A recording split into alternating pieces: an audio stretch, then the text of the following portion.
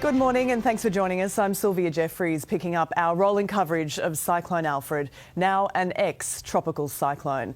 Many this morning, thankfully, breathing a sigh of relief that we have escaped the worst case scenario. But the message from authorities this morning is we are not yet in the clear. This is the situation, the very latest, as we join you this morning. Alfred is now a tropical low and it is very slow moving, approaching the mainland between Maroochydore and Bribie Island in the coming hours. It was around midnight when Alfred reached the offshore islands, became slow moving and weakened to a Category 1 storm. Now by 6 a.m. local time, it was downgraded to a tropical low. So what that means is the winds have eased off considerably, thankfully, but the category of a cyclone, of course, does not account for the rain. And the warning is for intense rainfall, which could still trigger dangerous and life-threatening flash flooding. Significant severe weather warnings and flood warnings remain in place, but today is likely to be the wettest day for southeast Queensland. It'll be a long day ahead, many still in the dark. 243,000 homes across southeast Queensland are without power. That is the biggest loss of power on record, and of course thousands more across northern New South Wales as well. Now, across the storm zone, those eased winds thankfully mean that damage to homes and buildings, other structures, is quite limited at this stage and as far as we're aware. Some huge trees, though, have come down. This one at Mermaid Beach at the Gold Coast. Quite a lot of those big oaks, those big pines rather, have come down along the foreshore of the Gold Coast. Now, in terms of northern New South Wales, anxiety is still very high in Lismore. The Wilsons River upstream has dropped, but all that rainfall that has fallen into Brisbane and is still falling over Brisbane is yet to move into the system. So let's check in with our reporters across the storm zone as we go to air this morning. Mia Glover standing by for us at Mermaid Beach, where we saw that big tree down on the Gold Coast just moments ago. Mia, good morning to you. We understand more trees have come down outside the surf club. Well, how's it feeling there where you are this morning?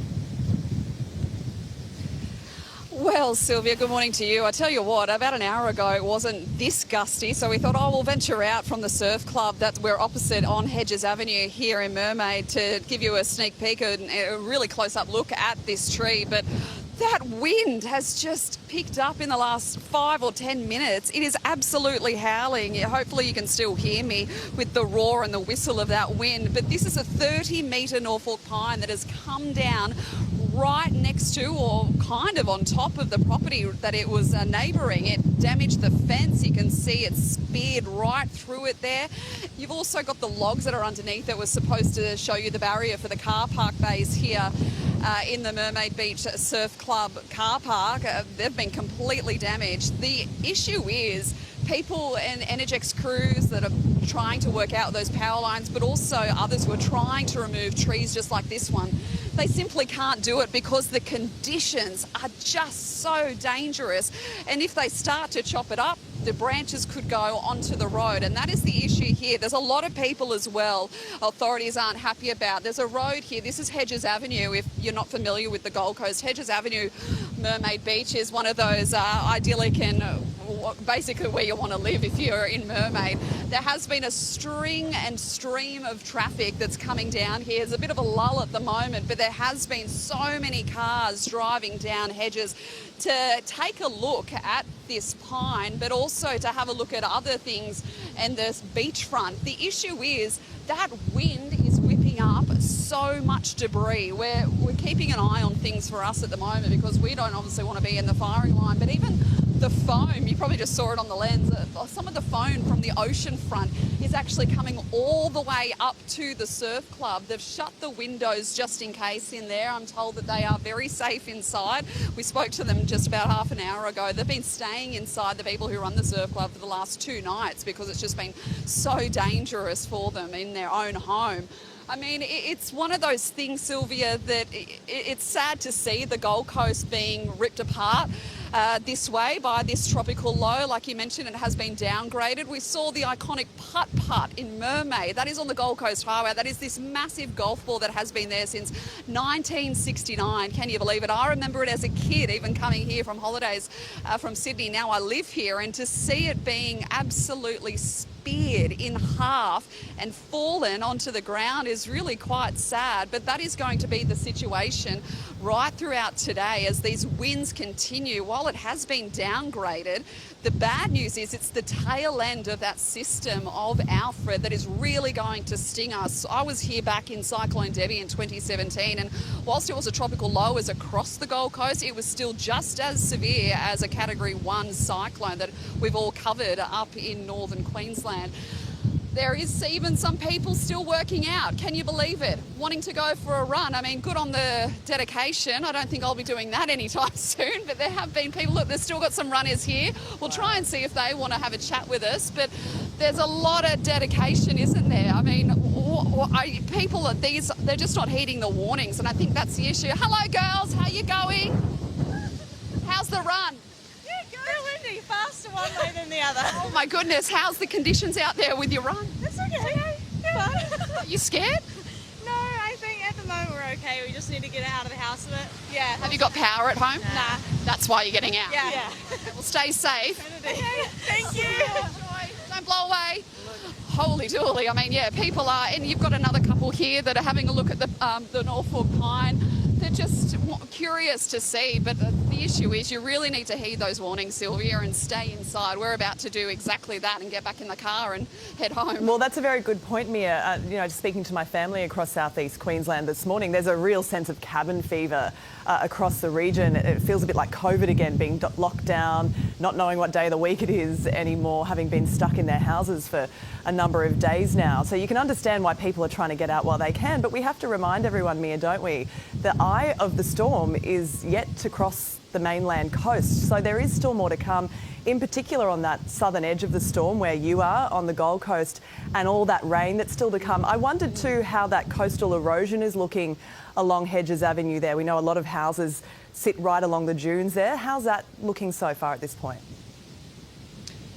Yeah, I'm going to come and show you just while there's I was going to say there was a bit of a lull in the wind, but not so much. The gust just came back up, but we'll show you as best as we can. Like I mentioned, that sea foam is coming right up onto the grass area.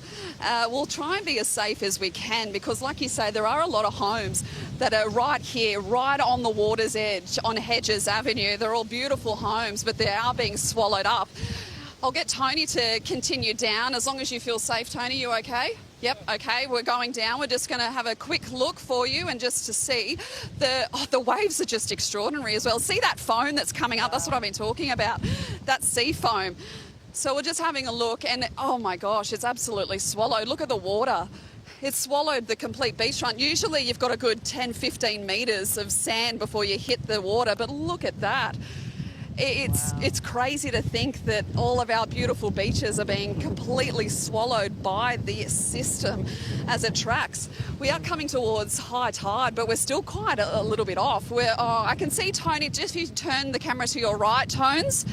You turn the camera to your right, Tony, there's a few people there up having a look, and that's what authorities don't want to see. They don't want people on those cliff edges where the scarping has been. Of course, the scarping has been around 2 up to 5 metres high in some areas along our ocean front. We know that even in Main Beach, there's no beach. There's absolutely no beach. Because there has been no sand. The waves have been swallowing it up completely. All that sand is gone. Even some of the lifeguard towers have gone. I'm out of breath. I think I need to work out like those girls are doing. I don't know about wind. You're takes your breath away. You're doing a big enough job as it is, Mia. You and Tony go and seek shelter for now and stay safe, and we'll check in with you again shortly. We appreciate the update. We appreciate you giving us a look at the beach there as well. Thank you. You stay safe. Let's go now to Davina Smith, who's at a badly damaged home in the suburb of Ashmore, the northern part of the Gold Coast there. Davina, good morning again to you. Talk us through what's happened there. What's the latest? Oh, Sylvia, you talk about almost 250,000 homes being without power across southeast Queensland, and that's due to a lot of trees coming down on power lines. So when you come into Ashmore here, they've lost power and everyone's out taking a bit of a sticky beak trying to work out why. They think it's because this branch has come down on these power lines. The instruction is not to drive. like that resident is doing right there over these power lines that have been shut off, but they are down at the moment. Trees have been completely shredded. You can see so much leaf matter here. And when we drove into the suburb and we heard a tree was down, we thought this was the worst of the damage. This is the home, though, that really has been impacted. This giant gum tree that would be at least 100 years old. It was sitting outside the home. At about 7:30 last night, it has come crashing down. The homeowners aren't here anymore. They've given us permission for us to show you exactly the extent of the damage inside. So they were here 7:30 last night. They had some family over from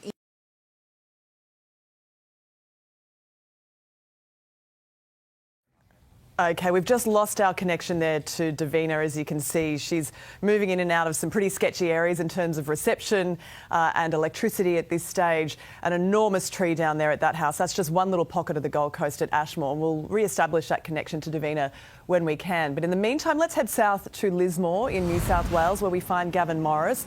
Gavin, all eyes, of course, on the Wilsons River there in Lismore, and no doubt anxiety is really high in an area that's been pummeled so many times in recent years. Yeah, absolutely. Along the banks of the Wilsons River, it's beautiful when she's flowing at a normal height, but here she is. Let's take a look. There is the rain gauge right there. This is the levee that protects the city. Obviously not far to go. It's just been sitting in between 9.2, 9.3, so it's gone steady. And for a moment there was a real sense of relief on the sign. There's a big sign on the pump station wall there that said falling, and everyone cheered for a moment, but then it went back to steady. So we're probably moving into a state of complacency now, because we've been in between those really strong arcing rain bands. There's one that's hitting the Clarence Valley at the moment south of us, and obviously those very heavy falls that are sweeping into the north over the New South Wales-Queensland border and in throughout southeast Queensland. And if you look offshore on that radar, there is another big cluster, another big arcing rain band that is now ready to wrap around that stalled tropical low that is centred just north of Moreton Bay there, Cape Moreton. So it's going to bring that moisture back in around, and we're going to see the falls continually stream in on what is now a very saturated ground. So we had a really good break here, Sylvia, overnight, about 120, 130 millimetres. If we had had another 300 millimetres last night, this water would be much, much higher. But as you said, we've got a long way to go. We don't want those big, heavy falls to move back into the catchment. A resident right next to me, he said, I've been here for 22 years. He said, we're getting complacent. She'll probably come over. I don't know. That was a local here that just said that. That wasn't my words, of course. But look, we're really hoping that we don't see more big numbers, hundreds of millimetres fall in the catchments, and that's going to exacerbate the situation we have on our hands here in Lismore. Yeah, Lismore's already seen, more than 300 millimetres in the last 48 hours. The next 24 hours will be critical there. Of course, New South Wales Premier Chris Minns has spent the night there in Lismore, a reflection really of how significant this is for Lismore and the state of anxiety that they're no doubt experiencing there as well after what we saw in Lismore in 2022. Gav, you sit tight, stay safe. We'll check in with you again a little later to see how things are unfolding there in Lismore. In the meantime, let's go to North Stradbroke Island, where we find Nine's Claire Todd-Hunter with the latest from Straddy. Claire, it feels as though Straddy's breathing a sigh of relief. Some big issues with electricity there at the moment, though, and perhaps some more rain on the way too. What's the latest? Well, these are actually the calmest I've seen conditions since we arrived here earlier this week. And as you can see, things are starting to get a little bit back to normal here already on North Stradbroke Island. The Stradbroke Island Beach Hotel setting up for the day to have the operations running as per usual. They also have hundreds of meals ready to go for people who may not be able to prepare their own meals at home due to those power issues that you mentioned, Sylvia. About 2,000 homes without power across the island right now. The biggest issue, though, that we have seen today is beach erosion. That's from very dangerous ferocious swell that we've been seeing coming up all week, especially at Main Beach at Point Lookout, where a lot of rubbish has washed up there this morning, a lot of debris, and a huge cliff, a big wall of sand has appeared, and the full scale of that damage being seen this morning. We've also seen a lot of damage to a local bakery here, where the awning was torn to shreds by the wind. That then tore down, sent a sign flying through a front door. That damaged the front door. That then caused a lot of glass to be shattered inside, items to scatter everywhere, and the place to fill up with water too. We had a chat before with the manager of that bakery.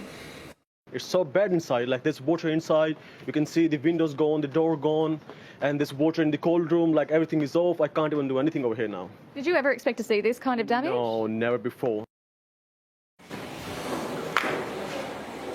And Sylvia, we're also seeing some power lines down on other parts of the island and trees as well, but no damage to homes at this stage. Yeah, I was just in touch with a family who have a holiday home at Amity, which was, of course, really exposed during the worst of the storm. Sounds like the house is fine. They were without power now, like a lot of Australian locals, but the house is still intact despite all the erosion that's been happening at Amity. So that's good news. Good news to see things moving at the pub too. I'm sure Todd will be feeding everyone with pizzas in no time, which is just the way Stratty locals like to roll. Hey, Claire, thank you for the update. We'll check in with you a little later.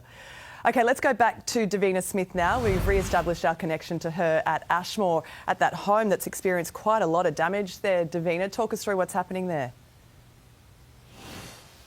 Oh, Sylvia, they are so lucky, these residents. This beautiful family. They were sitting inside their living room at about 7:30 last night. They had extended family over from India, so they were all getting together, catching up.